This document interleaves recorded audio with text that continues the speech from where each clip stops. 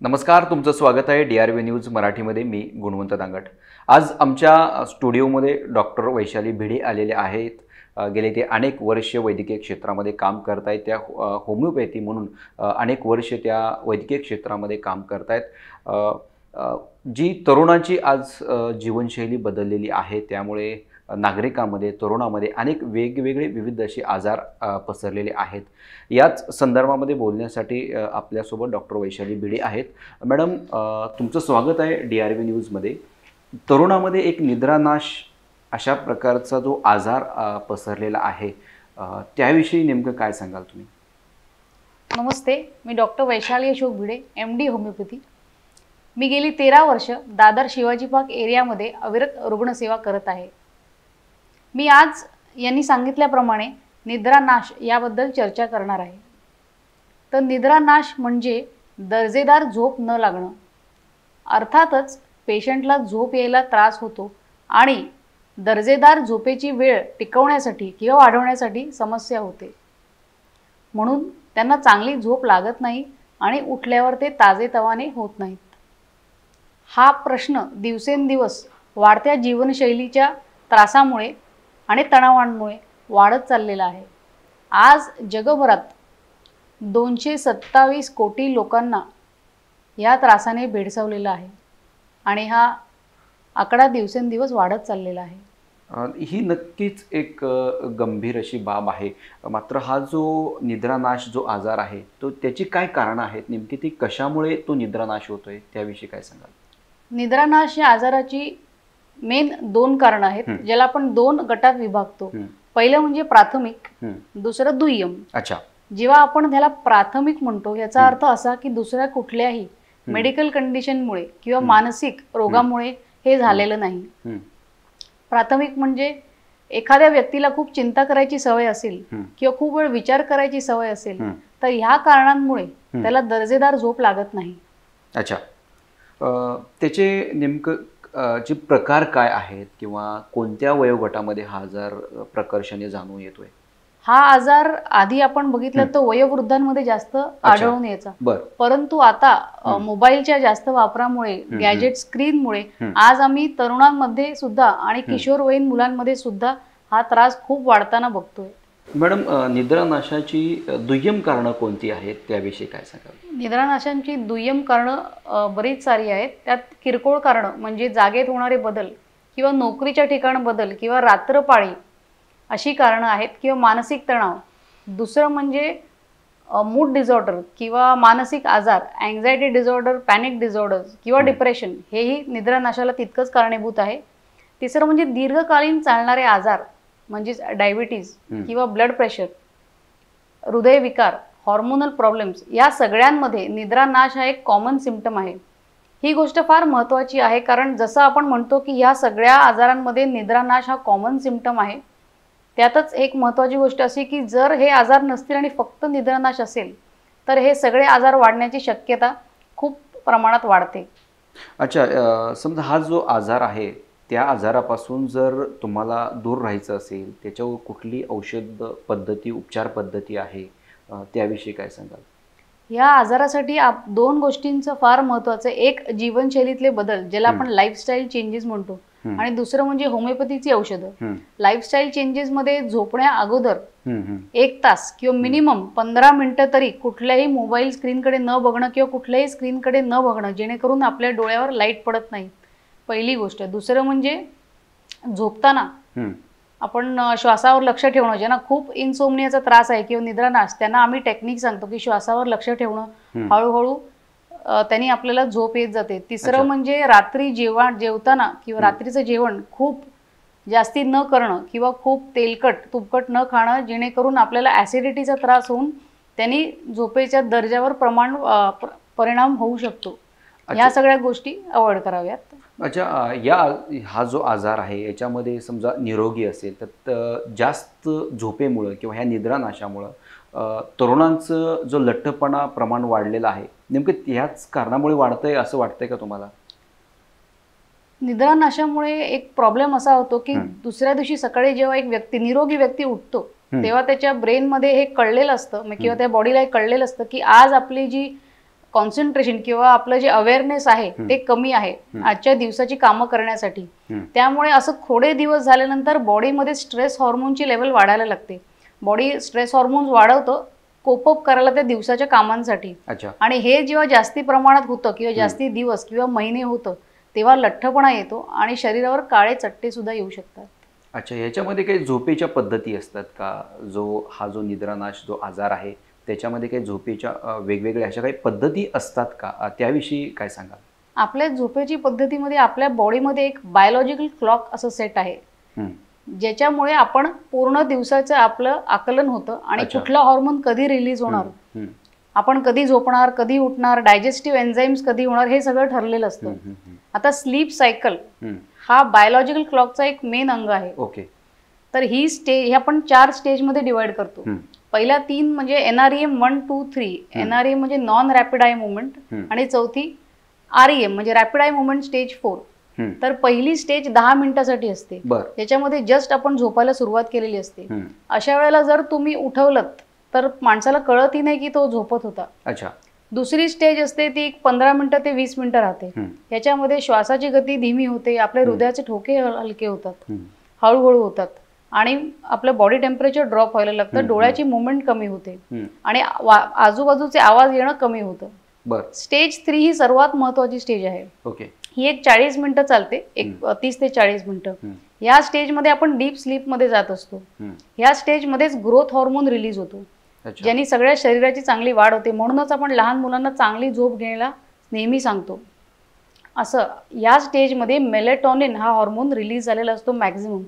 हा जो हॉर्मोन आहे या हॉर्मोनमुळे डीप स्लीप ही लागते आणि हीच स्टेज असते जेव्हा आपली बॉडी सगळ्या शरीराचं बघत असते की कुठे काय रिपेअरची गरज आहे आणि इम्युनिटीमध्ये काय चेंज करण्याची गरज आहे, प्रतिकारशक्तीला काय करायला हवं की अजून चांगली करायला. ह्या सगळ्या घडामोडी या सगळ्याचं अवलोकन ह्या स्टेजमध्ये सुरू असतं.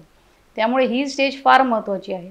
या स्टेजमधून आपण जेव्हा पुढे जातो ती असते stage 4, that is rapid I movement. या स्टेजमध्ये आपण स्वप्न बघतो, डोळ्याची हालचाल आणि मेंदूची ऍक्टिव्हिटी वाढते आणि शरीर आणखीन रिलॅक्स होतं.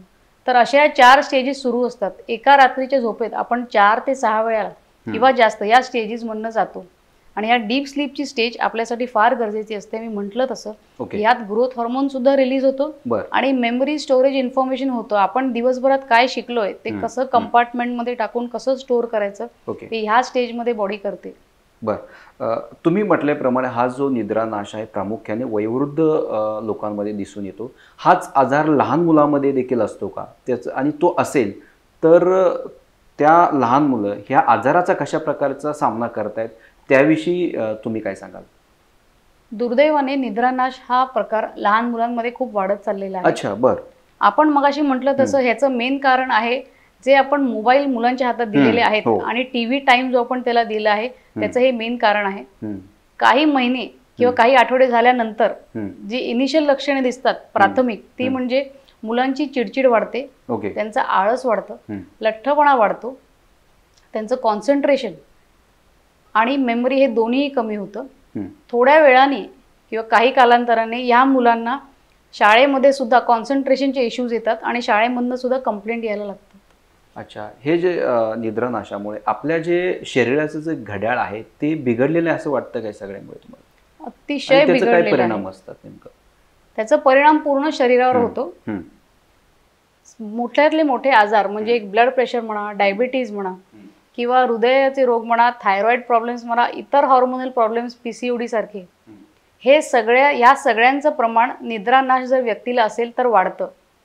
म्हणजे ह्या सगळ्या आजारांचा एक कॉमन सिम्पटम निद्रानाश आहे. तसंच ज्या व्यक्तीला हा कुठलाही आजार नाही परंतु त्याला निद्रानाश आहे आणि खूप महिने भेडसावतोय तर त्या व्यक्तीला हे सगळे आजार होण्याची शक्यता खूप प्रमाणात वाढते. 2016 मध्ये एक स्टडी केला गेला, त्यात लोकांनी बघितलं की त्याचा निष्कर्ष असा आला की जर तुम्हाला निद्रानाश असेल आणि लाईफमध्ये तुमच्या स्ट्रेस असेल तर काही महिन्यानंतर तुम्हाला डिप्रेशन होण्याची शक्यता खूप वाढलेली असते. तसंच निद्रानाश असेल तर अँझायटी डिसऑर्डर्स आणि डिप्रेशन आपण त्याचंही प्रमाण वाढलेलं असतं. त्याशिवाय बॉडीची प्रतिकारशक्ती कमी होते, वुंड हिलिंग कमी होतं, मूड डिसऑर्डर्स होतात, कॉन्सन्ट्रेशन प्रॉब्लेम्स येतात आणि दैनंदिन जीवनामध्ये सुद्धा चॅलेंजेस यायला लागतात. अच्छा. तुम्ही होमिओपॅथी तज्ज्ञ आहात, अनेक वर्ष या क्षेत्रामध्ये काम केलेलं आहे. आणि निद्रानाश या आजारावरती होमिओपॅथीमध्ये कशा प्रकारची उपचार पद्धती असते, त्याविषयी काय सांगाल? आणि उपचार पद्धतीचा जो काळ असतो, तो काळ एकूण त्याचा कालावधी किती असतो? होमिओपॅथीमध्ये आम्ही नेहमीप्रमाणे एक लॉंग केस घेतो. त्याचं कारण असं की आम्ही निद्रानाश या सिम्पटमची ट्रीटमेंट करत नाही. आम्ही पेशंटला ज्याला निद्रानाश झालाय त्याला औषध देतो. अर्थात ज्या कारणामुळे निद्रानाश झालाय त्या कारणाचा शोध घेतो आणि तो आमचा ट्रीटमेंटचा प्रमुख उद्देश असतो. म्हणजेच फॉर एक्झाम्पल मी तुम्हाला एक देते.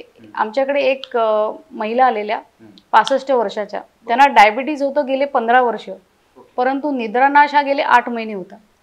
जेव्हा आम्ही त्यांच्याशी डिटेलमध्ये बोललो तेव्हा आम्हाला असं कळलं की 8 महिन्यापूर्वी त्यांचा एकुलता एक मुलगा ट्रेन ॲक्सिडेंटमध्ये त्यांनी गमावलेला. त्याच्यानंतर रोज रात्री त्या विचारात करत बसायच्या आणि त्याच्यामुळे त्यांची झोप येणं बंद झालं होतं. तर जेव्हा आम्ही त्यांना औषध दिलं तेव्हा आम्ही हा फॅक्टर त्यात कन्सिडर केला की त्यांना विरह वेदना खूप झालेली आहे आणि त्याच्यामुळे त्यांना झोप लागत नाही. त्यामुळे हा सिम्पटम कन्सिडर करून त्यांना औषध दिलं. 1-2 महिन्यानंतर त्यांना चांगली झोप यायला सुरुवात झाली. अच्छा. दुसरं म्हटलं आपण लहान मुलांमध्ये तर तशीच एक केस झालेली. एकदा आमच्याकडे एका लहान मुलीला घेऊन त्यांची आई आलेली.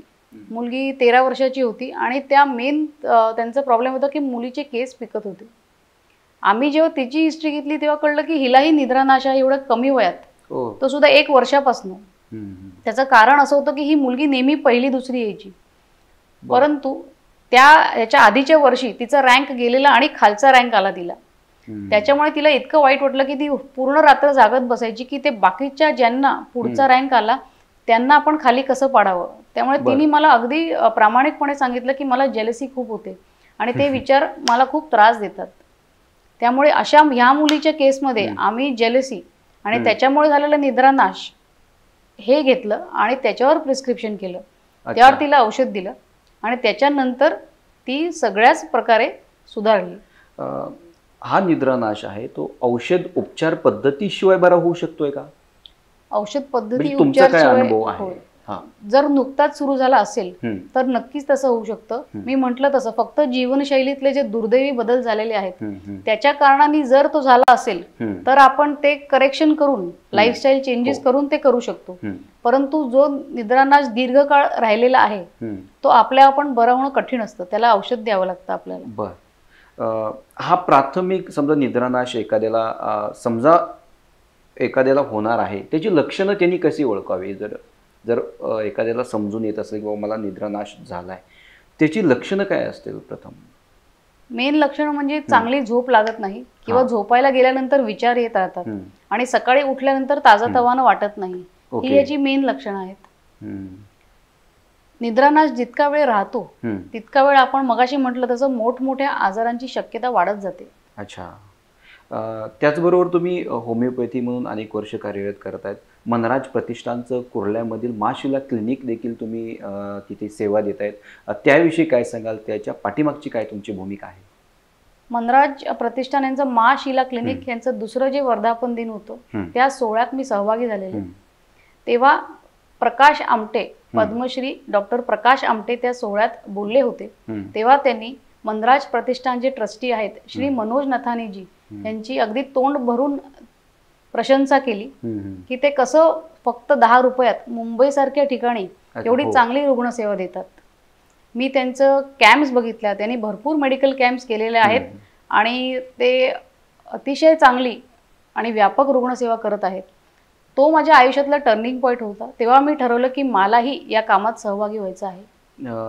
गेली अनेक वर्षे तुम्ही होमिओपॅथी म्हणून अनेक या वैद्यकीय क्षेत्रात काम करतायत. असे आजार निद्रानाश असतील किंवा पचन ज्यांना होत नाही, वेगवेगळ्या आजारावर तुम्ही संशोधन केलेलं आहे. तुम्ही पुस्तकं लिहिलेली आहेत, तुम्ही साहित्य त्या संदर्भातलं साहित्य लिहिलेलं आहे.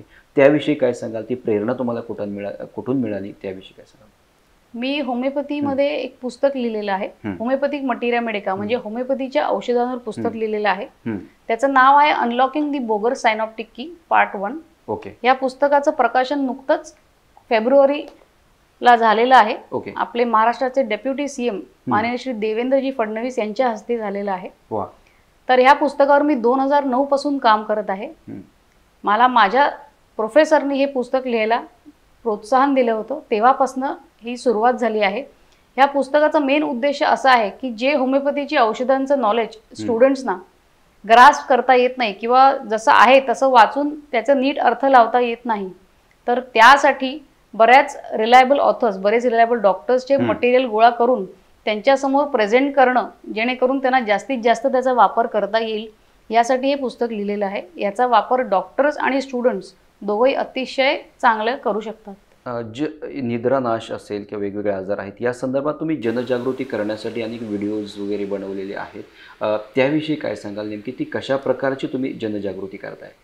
मी गेले 6-8 महिने वेगवेगळ्या आजारांवर आणि त्याच्या होमिओपॅथिक ट्रीटमेंटवर व्हिडिओज बनवत आहे आणि ते व्हिडिओज अपलोड करत आहे यूट्यूबवर, जेणेकरून लोकांना त्या आजाराबद्दल माहिती मिळेल, ते आजार प्रिव्हेंट कसे करायचे ह्याचीही माहिती मिळेल आणि होमिओपॅथी या आजारांमध्ये किती रोल प्ले करतं आणि स्कोप काय आहे तेही त्यांना कळेल. त्यासाठी मी हे व्हिडिओज अपलोड करायला सुरू केलेले आहेत आणि समाजाचं जे माझं देणं लागतं ते द्यायला सुरू केलेलं आहे. जो निद्रानाश आहे त्या आजाराच्या संदर्भामध्ये डॉक्टर वैशाली भिडे यांनी मार्गदर्शन केलेलं आहे. तरुणांना आमचं हेच आव्हान आहे की डॉक्टर वैशाली भिडे यांनी जो सल्ला दिलेला आहे तो सल्ला प्रत्यक्षामध्ये नागरिकांनी उतरवण्याची गरज आहे. मॅडम, तुम्ही आमच्या स्टुडिओमध्ये आलात आणि निद्रानाश या आजाराविषयी तुम्ही आमच्या प्रेक्षकांना मोलाचं असं मार्गदर्शन केलेलं आहे, त्याबद्दल तुमचं खूप खूप धन्यवाद. यासारख्या अन्य बातम्या बघण्यासाठी तुम्ही आमच्या चॅनलला लाईक करा, शेअर करा, सबस्क्राईब करा. धन्यवाद.